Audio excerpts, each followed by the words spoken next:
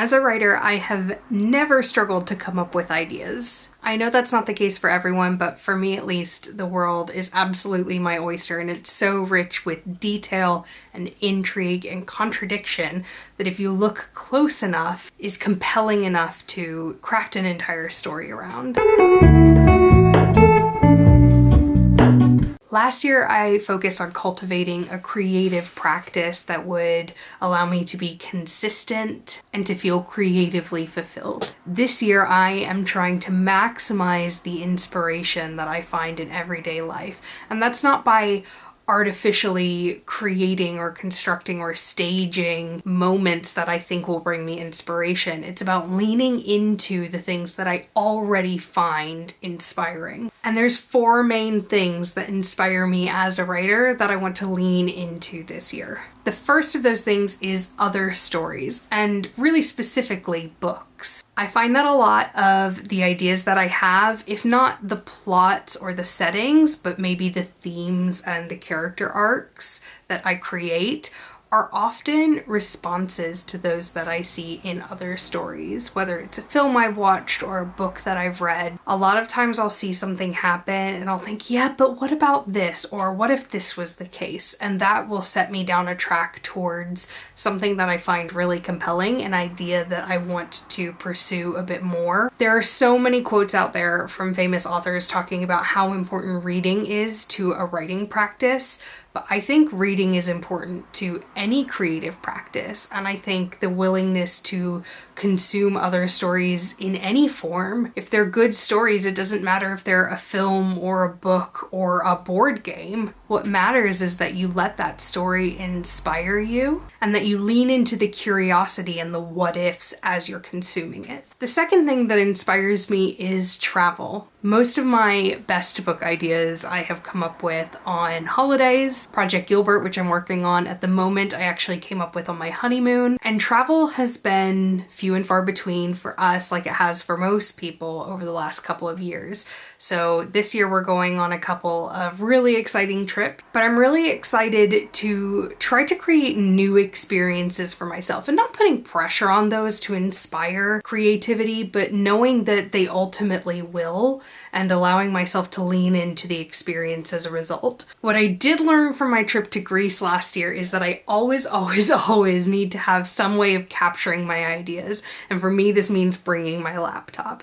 Not that I'll be compelled to do work or even to do any writing while I'm on holiday, but just so that when I do have an idea, when I'm back at the room for the night, I'm able to just jot it down, get it out. We're going to be taking some exciting holidays this year, and I'm really excited to see what that stirs in me, whether that's new ideas or clearer direction on an existing idea. But based on past experiences, I know that that's going to inspire me in a way that very little else does. New experiences always force us to look at the world in a new way. And when you're traveling, the detail that you're paying attention to, you have to look at every single street sign and every single menu item in a way that you wouldn't do in your normal environment. And that attention to detail is part of what creates that inspiration. The third thing that really inspires me is my relationships, my marriage, my friendships, even my relationship with my dog, my relationship with my family. Not that I would ever write about those particular relationships, but I think that the things we address in our relationships, the challenges that we face, the miscommunications that occur, the way we overcome things can be really good inspiration for the character arcs that we want to create and the situations we want to put our characters in as writers. I've got another video about how therapy has made me a better writer, and I think it kind of goes hand in hand with what I find so inspirational about relationships. I found that I'm at my best in my relationships when I'm curious and when I let that curiosity drive the conversation. Not in a condescending, I'm allowed to be detached from this while you're going through something kind of way, but in a way where I just really lean into the discomforts that may arise in any relationship, because they do in every single relationship. And whether it's appropriate to do that in conversation with that person or just on my own after the fact, really leaning into what are the underlying causes of that, what are the possible repercussions of that, and then harnessing those ideas to be used in stories, because real world emotion, real world trade-offs, real world tension is something that's really difficult to infuse into your stories if you're not in touch with it.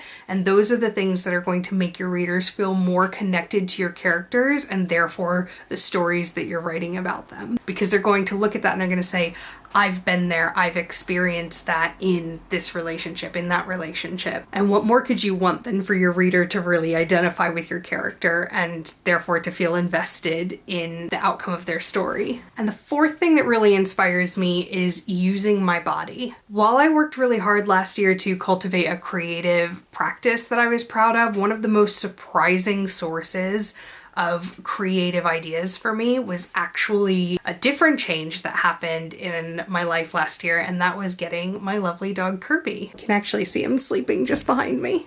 Oh, he's so cute. Kirby's a golden retriever, so he needs walks every single day, and relatively long walks, and I am spending so much more time out in nature moving my body than I ever have before. I am walking rain or snow or shine or wind or whatever other weather conditions the universe can throw at me. And I'm finding that getting out and moving my body is really helping me to generate a lot of creative energy. I still am not 100% sure why that is, but I have noticed that the more active I am and the more I move my body, the more energy I feel I have when it is time to sit down and write. Not just physical and mental energy, but actual creative energy, the more I feel I have to pour onto the page. And it's not just walks, so it's not just nature that I've noticed this with. There have been times where I've been really deep into a project around the house, and so my husband has done Kirby's walks. But because I'm still using my body, I'm building things, I'm working really hard physically at something, I'm still finding that those ideas are coming. Now, it also coincides with consuming stories because I tend to listen to audiobooks on my walks and when I'm doing things like a DIY project. So it may be that that's contributing to it a bit, but I think the two go hand in hand. There's a lot of psychological research about how our bodies store trauma and emotion. And if there's any validity to that, I think it's perfectly possible that it's storing some sort of creative energy as well. And that moving the body and breaking up those blockers will allow us to tap into that creative space. Maybe that sounds a bit woo-woo for some, but for me, anecdotally, I'm finding that it is very much true. So like I said, this year I'm working on leaning into those experiences and those inspiration points as much as possible. So leaning into my relationships, making sure I'm spending quality time with my friends and loved ones, leaning into travel, leaning into moving my body and being active in as many different ways as possible. And of course, leaning into stories, but no one's ever had to push me to do that. And all of this helps fuel that creative practice that I've worked so hard to build, because when you sit down and you feel that creative energy flowing and you do have